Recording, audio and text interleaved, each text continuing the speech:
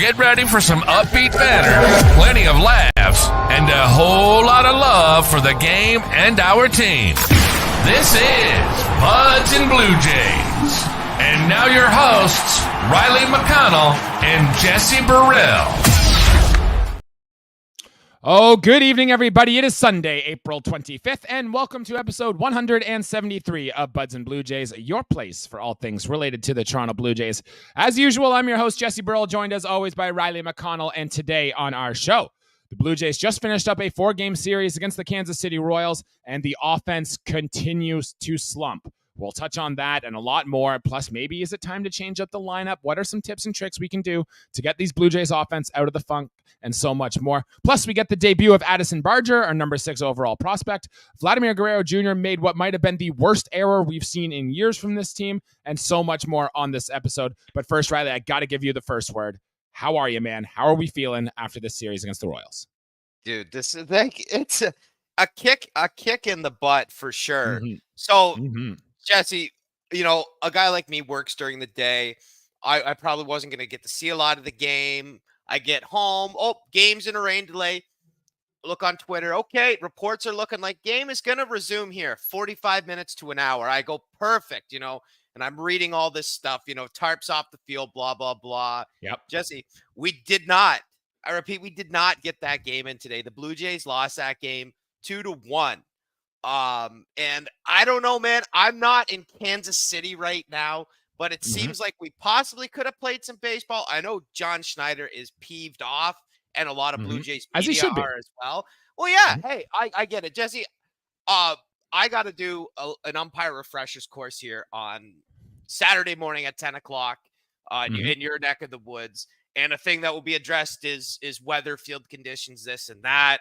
Like, if it were up to me, I mean, hey, I'm umping 15, 16, 17-year-old kids. Let them play, just don't get smoked by the ball. Like, hey, have fun. Give her. Like, I get paid just the same. I want to see kids play ball. I want to see Major League Baseball players play ball. We didn't get that game cut short. Barrio saddled with his first loss of the year, yes. I might add, and a complete game, as I just learned from Jesse telling me that apparently if a game's rained out, it's a complete game. So I guess that's congrats cool. to Barrios on his complete game there. That's pretty neat. I guess so, Jesse. I'm still not pleased. We dropped 3 out of 4 in Kansas City, and we got a very tough opponent next. I don't even know where to begin with this one, man. It's sour taste. I got a lot to go here. You honestly knew that, look, the Blue Jays weren't going to win Game 3 of this series because Kansas City took a 2-0 lead, and the Blue Jays haven't won a single game all year where they've been down by 2 runs at any point. So you knew when Salvador Perez hit that home run, you might as well have just turned the channel off and called the game because you knew it wasn't going to happen there. But anyways, beside the point, we will get into the offense of what we can do, or at least think we can do, to try to spark these guys and to get things going in the right direction. But first, let's get into the game recaps, just in case you missed something on what you might have seen in this series.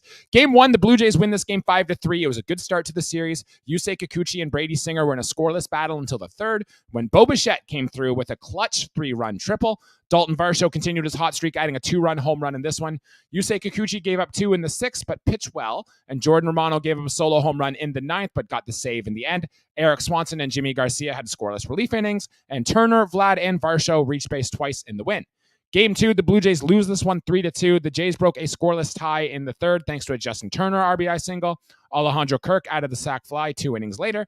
The Blue Jays should have gotten out of the jam when Isaiah Kiner-Falefa had a throw that Vladdy simply just did not catch. 5 pitches and 2 batters later, the Royals had a 3-run inning and a 1-run lead. And although it was only 1 run, it felt like 50, and the Blue Jays offense could not make a run. And Gosman did pitch into the 7th. George Springer had 3 hits in the loss. Game 3, same score. Royals 3, Blue Jays 2. The Royals got to Yario Rodriguez early in this one, scoring a single run in the 1st and in the 2nd. George Springer hit a solo home run to get the Blue Jays on the board, and they got another run thanks to an Ernie Clement RBI groundout, but the Jays did not get a single hit with runners in scoring position. Stop me if you've heard that before. And could not score the tying run. George Springer had 2 hits. Dalton Varsho reached the base 3 times in the loss. And in Game 4, the one that was shortened in 5 innings, the final score ends Royals 2, Blue Jays 1. Jose Barrios gave a 2-run home run early to Salvador Perez, battled the conditions a little bit, but was able to settle things down. Ernie Clement had an RBI single, and that's really all it was, as the rain took it out of here. So after the series, We're back to 500, 13-13, tied with the Rays for 4th in the East. We're 4.5 games back in New York and 1.5 games back of the Detroit Tigers for the last wild card spot. So if you are here and you are joining us, we usually do our thumbs up, thumbs down for the series, but I wanted to do things a little bit differently in this episode, and I wanted to spark with just some true or false statements. And you guys watching at home, please leave a comment and interact with us here too, what you think. And I think we got a lot to get through on this series. Riley, you ready to get into this? Locked and loaded. Locked and loaded. All right, my first true and false question is this. The Toronto Blue Jays lineup is simply not good enough to make this team a serious contender in the AL East. Riley, is that true or false? The dead silence from me. Get me thinking. The hardball question right off the bat. I'm going to say true. I'm going to say that with the pieces right now, we just simply aren't good enough, especially with the level from our top players. We should be getting more. I agree with you very much. Remember all offseason where we said this Blue Jays team is going to go as far as guys like George Springer, Bo Bichette, and Vladimir Guerrero Jr. take us, right?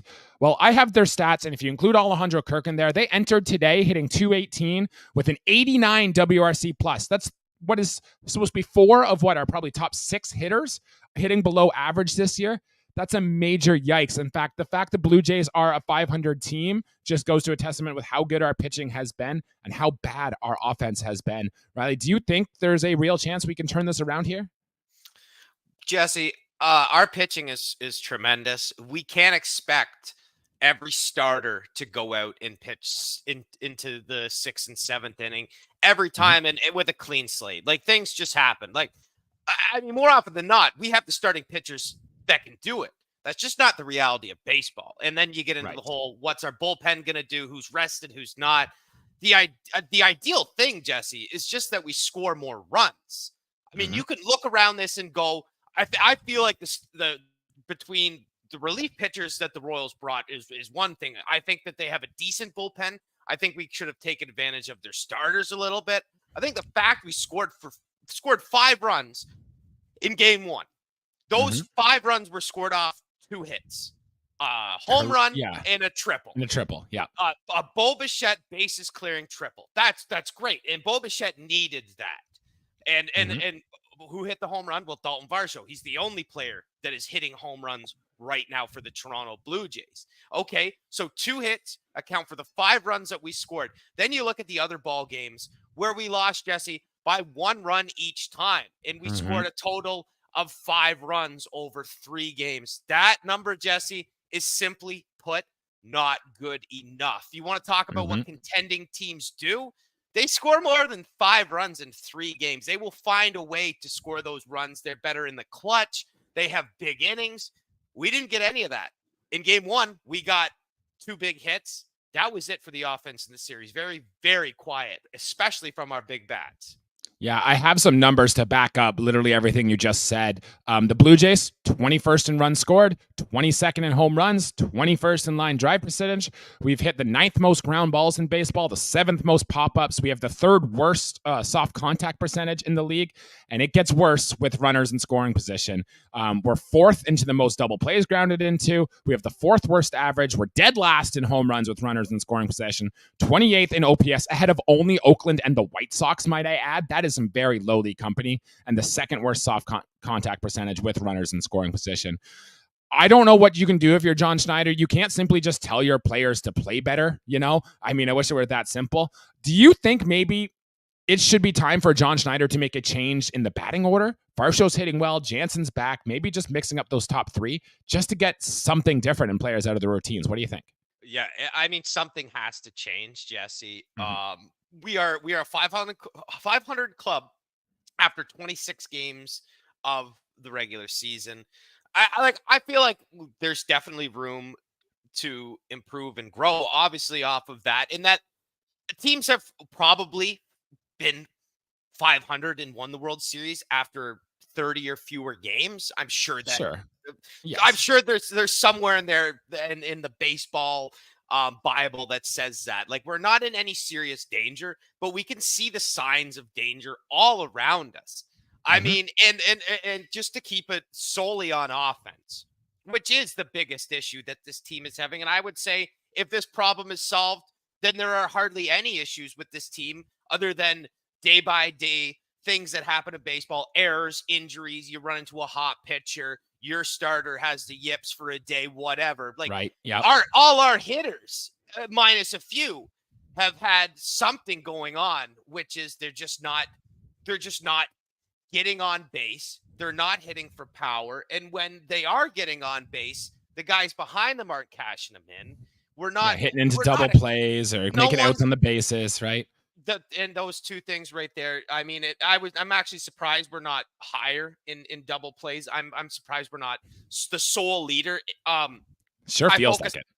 sure feels it's a stat that I focus on a lot. It's a part of the game that I watch because as soon as we get a forced play with a runner in scoring position, say first and second, where the infield fly is put on, it's 1 out, it's no outs, and I go, oh, like where's the inning killing ball to the third baseman or shortstop? I'm just waiting for it. And it's funny because it actually happens more often than you would think with this Toronto Blue Jays team. It drives you insane. Yep. I mean, fans who are watching, listening, whatever, like I'm sure if you're an avid watcher like Jesse and myself, like this is the kind of stuff that drives you absolutely up the walls because it sucks when you've seen a player hit 48 home runs and be able to drive the ball with authority. And at times when we need it, where he's just constantly hitting the ball, a worm killer right into the ground to the shortstop, flips double play. Bo Bichette on the hook for that. Alejandro Kirk.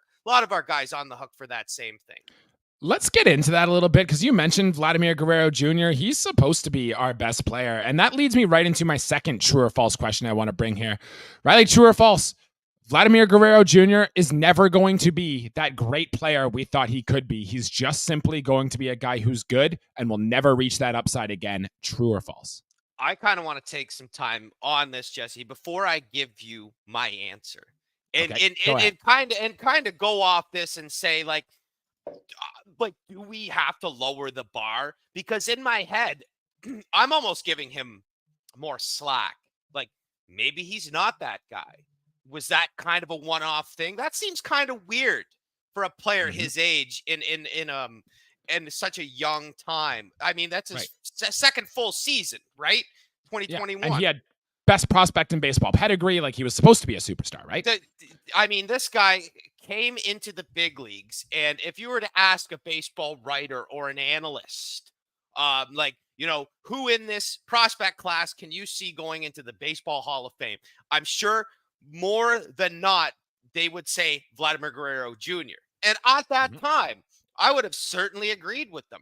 I think there are Hall of Famers over Vladdy on this team right now. If you're to take a snippet of their stats right now and freeze it, like Vladimir Guerrero Jr. is not the top guy for that.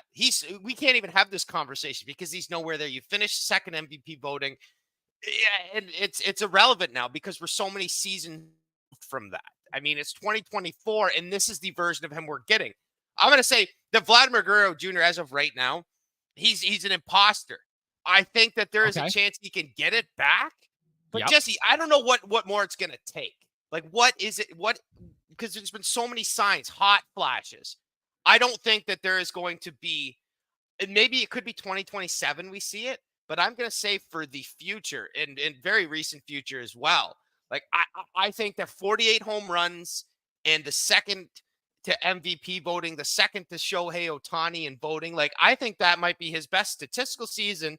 When you and I are 50 years old, looking on Baseball Reference beside guys like Jackson Holliday, Bo Bichette, hell, like, you know what I mean? Gunnar Henderson, we can look at those players. I'm going to say, wow, Vladdy, really average for the rest of his career. Hey, he finished second that 1 year, though, in MVP voting.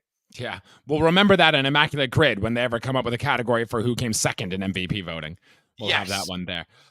In terms of Vlad, look, the numbers at surface level are bad. 219, 330, 344, 3 home runs. He doesn't even have 10 RBIs yet this season, Riley. I'm not a big RBI guy, but that's bad for a guy who's hitting in the middle of your lineup there. The under the hood numbers, the exit velocity numbers are still good. A lot of his strikeout to walk ratio numbers still line up like they did last year. My initial instinct is to say, oh, Vladdy's just getting unlucky. But I can't say that when you hit ground balls. The defense is so good at the major league level. Those ground balls are out. Doesn't matter if they're 89 miles per hour off the bat or 109 miles per hour off the bat. It's not good enough. And he's got to stop swinging at that pitch low and away. He's got to swing at the pitches he can do damage with. And John Schneider was asked about this too with Vlad. And he's like, oh, I just hate the word damage. And I've listened to more John Schneider episodes since then, and he uses the word damage all the time. So I don't know what it is. Maybe he just can't coach Vladdy. The guys on Blair and Barker were saying like Vladdy is just soft. Maybe he's uncoachable. I don't know what it is. It could be any of those things. But we need to see something change, and we need to see something change now, or else this Blue Jays team is destined to fail. There is a lot of bad signs if you're to not take away any of the positives from the players we have. Like it is almost time to early wise hit the panic button. I don't advise anybody to. Yeah, not yet. But the way things are going, Jesse, if the trajectory continues over the next 2 months, and we're around the All-Star game, we're around the draft, we're in trouble. Because at that point in the year, who knows what 2 American League East teams are taking off and running with it this year. Right. Could be the Rays and the Yankees. Who knows? Baltimore's up there. Like, who knows? Red Sox aren't as bad as people think. But I can tell you one thing, Jesse. The Blue Jays, if we keep this up, it won't be us in the top 2 running away with games. We're going to be left behind at the bottom. And we're going to be fighting wildcard teams. All of a sudden, Jesse, that AL Central doesn't look as bad as people think. Yeah, it still stinks. Might be the worst division in baseball. Cleveland's got the best record in baseball right now. Just saying. And we just lost a series to a team in the Central as well. I mean, the White Sox are relevant. I will like the Tigers, probably my World Series pick for 2029. However, I don't think the Jays are hacking it in their own division, let alone the guys. There are better teams in baseball right now outside of the division. The AL East is supposed to be the superpower, and I feel like we couldn't get it done against Kansas City. We don't hit the panic button, but we have to be so much better than that.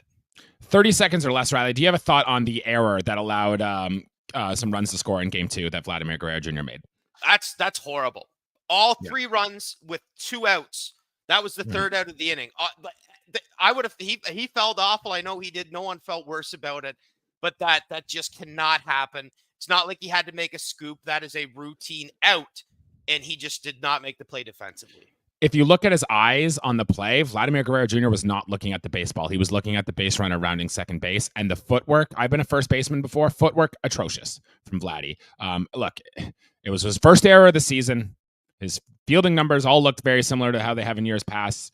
But come on, mental focus from Vlad, which is something he seems to be lacking, which is something we wanted to see a little more from. We'll move through these next 3 a little quicker, Riley McConnell, and we're going to go to the pitching side on this one. And this is more of a positive note because we do need some positive vibes on here. And this one, true or false? Yusei Kikuchi is getting Cy Young votes this season. Oh, hell yeah. Yeah, let's go. Yusei Kikuchi, the majority of our starting pitchers got to get something. Yeah, Yusei Kikuchi for sure, man. A left-hander leading a left-hand strikeout thrower. Sign me up. He is getting paid this offseason if he keeps this up. According to the ESPN Cy Young predictor, which I brought up last episode, Jose Barrios is still the favorite to win AL Cy Young right now. But Yusei Kikuchi was 12th. He's up on the list. His walk rate is the same. His strikeouts are up. His ground balls are up. And he's only allowed 2 home runs this year, has Yusei Kikuchi. I did just want to note, though, he did give up a lot of hard contact in his most recent start, but results were fine. We'll live with it. I really like what Kikuchi has done. Jesse, I was big on Barrios. He's grown on you. You were big on Kikuchi. He's certainly grown on me. I love what the kid has done. Chinstrap Kikuchi is the real freaking deal in Toronto. I mean, that whatever $3,000 bottle of whiskey he's having with the guys is working. I mean, that's, hey, a left-handed fireballer. And he's not walking, guys. He's not giving up too many extra base hits. I like that. Give me the ground balls if you're not striking the guy out. Like Yusei Kikuchi has well exceeded my expectations to start the year. I like that too. He is on pace for a very big season, and I'm wearing my Kikuchi jersey with pride. Riley, we did have Kevin Kiermaier get injured in this series. He went to the IL, and we needed a replacement. So we called up our number 6 prospect, Addison Barger. So A hearty welcome to the big leagues, Addison Barger. Very excited to see you, have you here. He was hitting 8th in the lineup in game 1. He did go 0 for 4, but did have some hard hit balls. He had a ball that hit Alec Marsh right in the arm that was rocket off the bat, and he was an adventure in left field. So Addison Barger is here. You and I have both played some left field before. I actually was going to comp Addison Barger to like me. Very spotty outfield, big body, but you take power swings when you're in the box all the time. I'm going to love watching Addison Barger play. Before we get into what the role is for him, what to expect of Addison Barger going forward, what were your initial reactions to seeing him in the big league roster for the first time? Yeah, so like good comp to yourself. For those of you who have not seen Jesse play baseball, which you should, but you know, I've had the privilege. Yeah, Jesse is Jesse looks for big results at the plate. When I hit from the left side of the plate, I really like to do a little bit more of a short power stroke. Jesse and Addison Barger, both big swings. And Barger, I think 4 feet shy of 400. Kauffman Stadium, a little deeper in center field. Addison Barger hit one of the warning track his first AB, and it sounded he said he thought he got it off the bat. I thought he did too. I would be lying if I said I didn't jump and throw my hands in the air and kind of set them back on my head like, he didn't get all of it. And then before we get into the defense, he did not collect his first major league hit.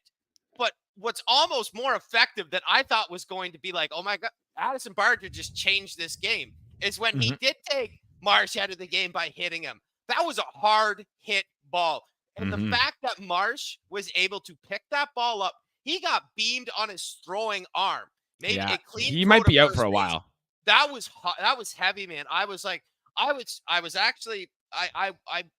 cheering because I thought he was going to get on base. And I thought in my head, that's the craziest way to get a hit. Your first major league hit. He got thrown out 0 for 4.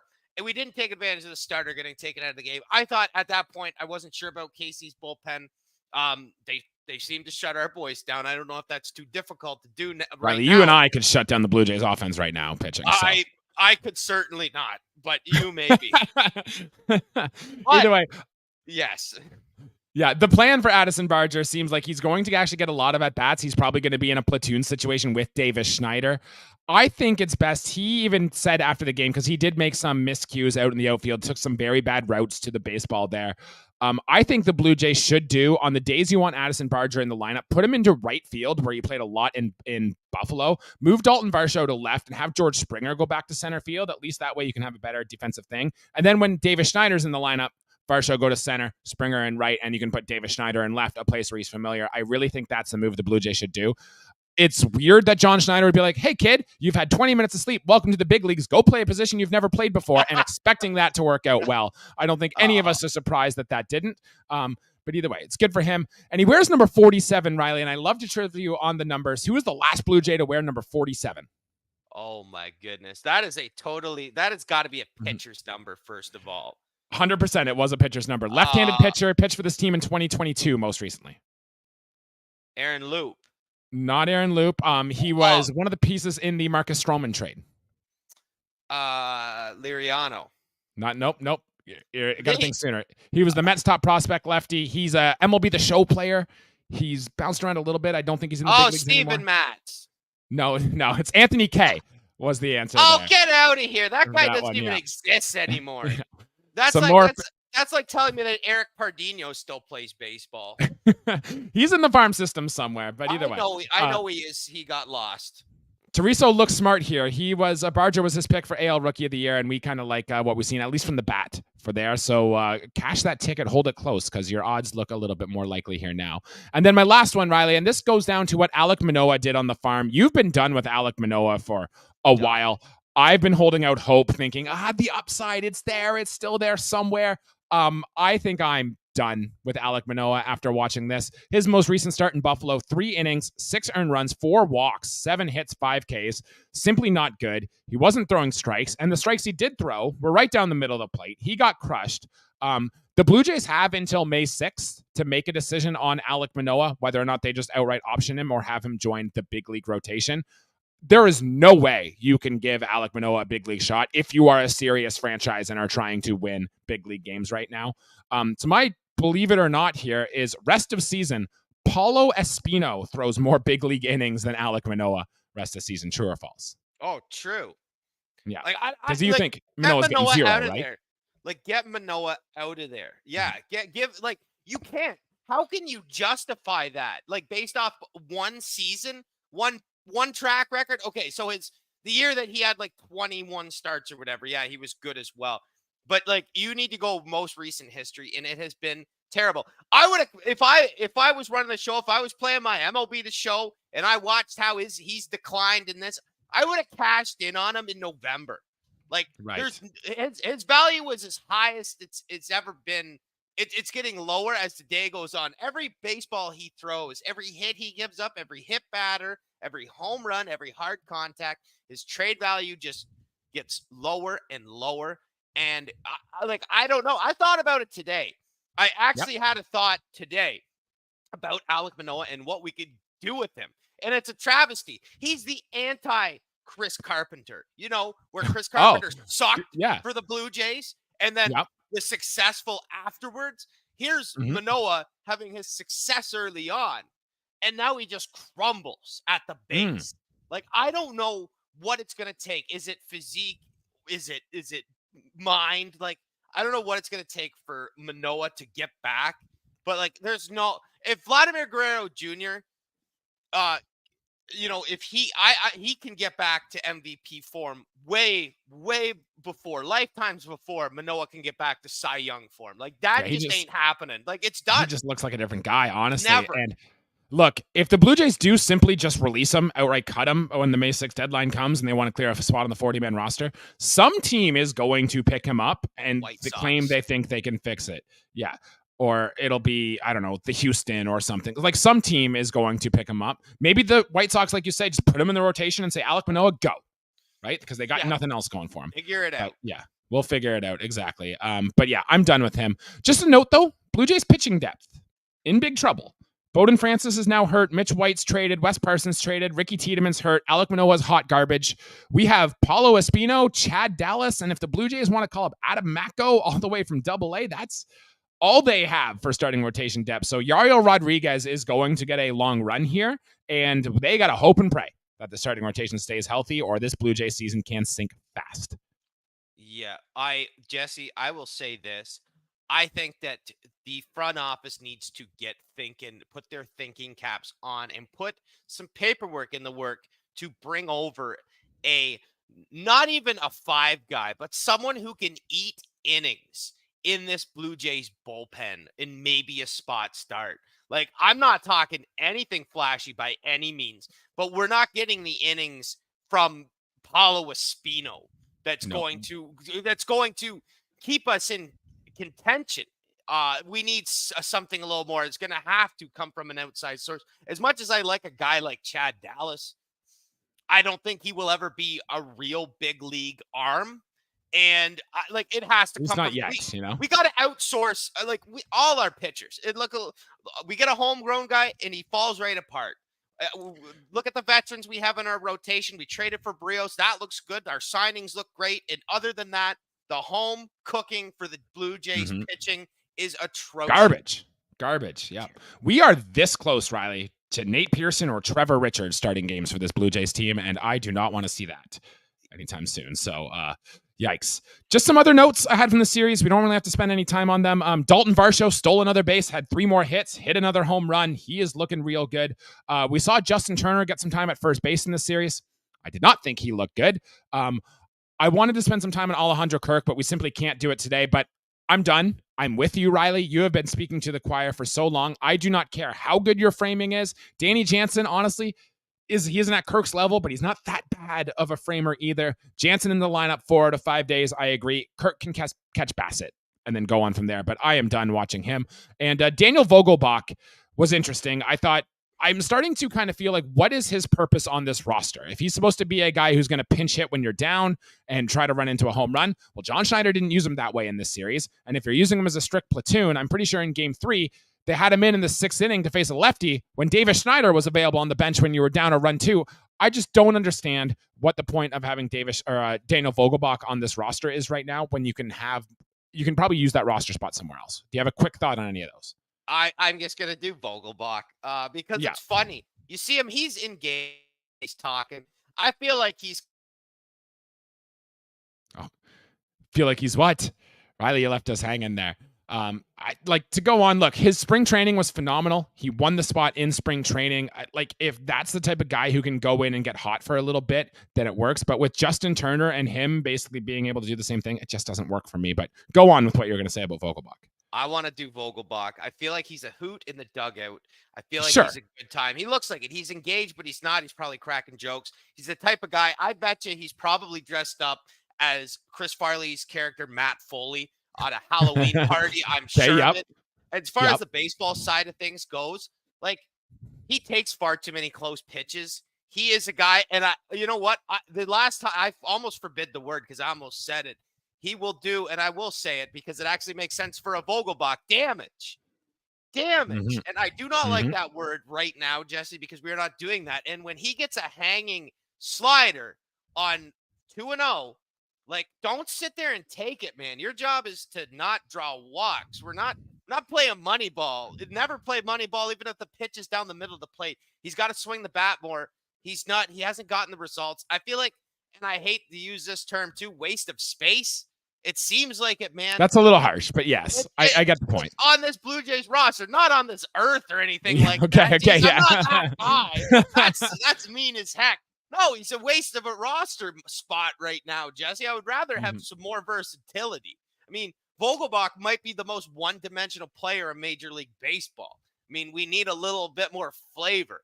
And Vogelbach just ain't it. It'd be different if he has, if he's pinch hit 3 times and 2 of them have gone for extra bases, but he's been in the lineup.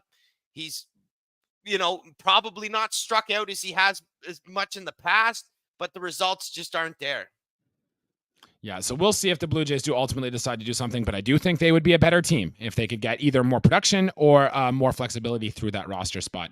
To the starting pitchers that we have yet to talk about here, we did talk about Kikuchi, so we don't have to touch about it here. Yariel Rodriguez, we kind of mentioned a little bit, but 4 innings pitched, 6 hits, 3 earned runs, 2 walks, 2 strikeouts. His fastball velocity was down tremendously in this one, down to 92 when it usually sits 95 and can touch 98 for Yariel Rodriguez. He did battle some command issues as well, had a lot of walks, only 69 pitches in this one too. Threw more off speeds than fastballs, which was interesting. I will be at Yariel Rodriguez's next start, so I'm very excited to see it and see how that goes. But I got an uneasy feeling with Yariel Rodriguez on this one. And the other 2, Jose Barrios, got a complete game technically. I'm throwing the start out. Blame it on the weather. He gave up the 2-run home run to Salvador Perez. It battled his command, only 1 strikeout, but bad weather. I'm throwing that out. And then Kevin Gausman had an interesting start here. 6 2/3, went into the 7th for the first time this season. 7 hits, 3 unearned runs, thanks to the Vladdy error. 1 walk, but only 2 strikeouts. He went splitter heavy in this one and got a ton of ground ball outs, which isn't really like Kevin Gausman. He's normally the swing and a miss type pitcher. Rodriguez, Barrios, Gausman. Do you have a takeaway on any of those starts? Nothing on Barrios. Rodriguez's start. We're throwing that one out. Rodriguez's start concerned me because of how he started that ball game with the walks. If to do that in the later innings, Jesse, I would have less of a problem. But when you come out to the gate pitching like that, it's kind of like, ooh, they, like in the first inning, I know a lot of pitchers maybe take to the 3rd or 4th inning to really heat up, but I want to see you come out of the gates flying. And Rodriguez, I mean, he's unproven at the major league level. I mean, I know he's pitched professionally, but I'm talking Major League Baseball.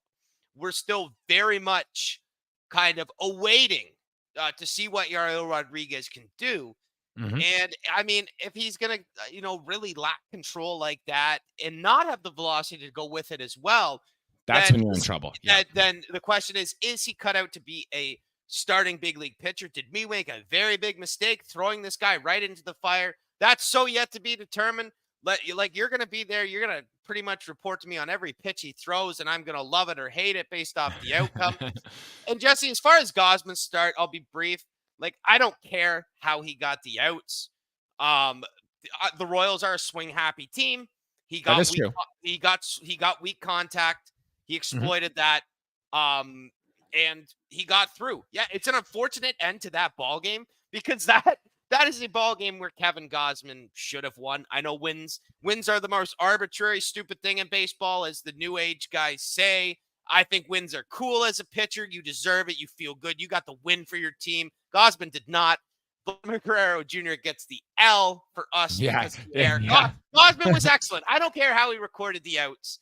Via strikeout, via pop out, ground out, line out, fly out. Don't care. He got the job done. Yeah. I mean, hey, the game of baseball is to get 27 outs before your opponents do, right? And so they did all right there. And look, I think he's close. I don't think Kevin Gausman's there yet, but I do think he's close. And we will see that hot streak from Kevin Gausman coming here shortly. To the bullpen, I don't have much here. I just want to give a shout out to Jordan Romano, who got his 100th career save. He is now 4th in franchise history and only 4 saves behind Roberto Osuna. And he is the 3rd fastest Canadian to get 100 career saves behind only Eric Gagne and John Axford. So he's well on his way there. In fact, since 2021, he is where did I have those right there? Oh, his save percentage is 2nd in all of baseball behind only Josh Hader. That is how good of a reliever Jordan Romano has been. So big shout out to you, Jordan Romano. And Eric Swanson, I thought his splitter looked better. He threw one to get a strikeout in there, and I was like, that's the splitter Eric Swanson needs. He seemed to get some confidence, too, after they were able to get an out at the plate, and it seemed like Eric Swanson slowly was getting his swagger back a little bit, which could be very good for the bullpen. Other relievers pitched well. Trevor Richards pitched, Genesis Cabrera pitched. I didn't have a takeaway from any of those. Do you have a quick thought on our bullpen? Nope. I like it for Romano. If he's going to be the guy in the highest of leverage situations, a save situation, whatever it is, I'm glad that he got his 100 save, and I'm sure there'll be more to come. Swanson, we're going to need him to be good. So anytime he can get swings and misses and not get lit up is excellent. Yep. Bowden Francis was sent to the IL with forearm issues, so the Blue Jays are calling up Brandon Littell to join the bullpen. We saw a lot of him in spring training. First, I thought it was weird. I thought the Blue Jays would want to go with a little bit of length in their bullpen, but then I remembered we have the Los Angeles Dodgers coming to town, and they have some good left-handed hitters in Freddie Freeman, Shohei Ohtani, Max Muncy, James Outman, and others. So having that extra lefty in the pen, especially when you're not sure what you're getting out of Tim Meza, does seem to be smart. And with that being said, Riley, the Dodgers, they haven't been to Toronto in what feels like quite a while. I remember Kershaw on the mound in Toronto, and it's a big team. The Blue Jays aren't doing well. I guaranteed that the Blue Jays will not go under 500 again. So therefore, we're going to have to win game 1 of this series. How are we feeling about the series against the Dodgers? Are we going to get a win? I think we're going to get a win. Okay. Are we going to get 2? Are we going to win the series? We're going to have to, Jesse. Yeah. So no, Jesse, Yes, unfortunately, the outcome of today's ball game has drastic effects on what you have said. The baseball gods have taken what we said about the Jays falling below 500 and threw it in our face because they didn't play today. I feel like, Jesse, it's as of right this second, it's 8:46 p.m. Jesse and I wanted to record after the ball game. We waited for so long. True. I feel like if we jump back in that ball game for some reason, I feel like we win it. Nope. The game gets cut short. We're saddled with the loss. So unfortunately, Jesse, I think we win 1 game this series. And you think they lose 2-3? Baseball is incredibly weird, right? So I think something silly is going to happen. Let's sweep them. I can't say that. There's no way in my right mind I can say that the Blue Jays sweep them. We can't. Not Jesse, a chance. And good faith. We can't be content creators and fans. Oh, I just shut my light off. We can't content creators and fans at the same time and go, man, the Blue Jays offense, blah, blah, blah. But hell, we're going to sweep the LA Dodgers. That's right. We have a That's lineup right. of, you literally named guys like Shohei, Freeman, Muncy, Betts, and James Outman, sneaky good. Teoscar Hernandez, Teoscar guys, Hernandez, who hit a home run today, by the way. We're in trouble. Doesn't look good, Jesse. And Brandon Littell, I'm sure that he'll give us the innings we need against the Los Angeles Dodgers. Shohei Ohtani, 14 doubles on the year as of right now. And he rakes at Rogers Center too, so he's the we best are in baseball trouble. player in the world. Yeah, I mean, true. Yeah. Hey, at least Yamamoto's not going for them, right? I mean, he pitched today or yesterday. At least we got that. We just get to deal with Tyler Glasnow and a very young and improving Gavin Stone. So I hope Chris Bassett has the game of his life, and we have good things here going forward because, we will need it to even be competitive in this series against the Dodgers. Riley, I have nothing else to add. Disappointing series against the Kansas City Royals. A lot of talking points. We have aired our grievance a little bit here, and I hope you Blue Jays fans were able to do the same thing as well. Anything else to add before we hop off here tonight? Yes. As for the comment with Daniel Vogelbach, I cut my sentence too short. What I had meant to say was he is a waste of space on this roster, but my brain did not allow me to say the rest of that sentence. So what sounded like a terrible thing, no, I actually quite like Daniel Vogelbach. I think he's a very lovable guy in the game of baseball. However, being someone who, talks as much as me, sometimes might trip over their words, unfortunately. But but for the Toronto Blue Jays and what we need, he is a waste of space on this Blue Jays roster. Well, we're content creators, Riley, and when we do these things live, sometimes something like that is just going to happen and slip through the cracks here. That'll be it for our show today. Please make sure you tune in. We'll be here on Sunday evening to recap the Dodgers series, and the one thing for sure with the Toronto Blue Jays, there will be more things to talk about as we get there. Remember, you can follow the show on all your social medias. Follow us on Facebook, Twitter, Instagram, TikTok. Anywhere you can find your podcast, you can find the Buds and Blue Jays podcast. Make sure to leave a 5-star review. Share with a friend. Tell everyone you know. Send them our way. We're good guys. We'll come hang out with you. We got big plans for what we're going to do for the show the rest of the season and going forward. So we will do that. For Riley McConnell, I'm Jesse Burrell. And let's have a good series against the Dodgers. Let's go Blue Jays. Thanks, guys.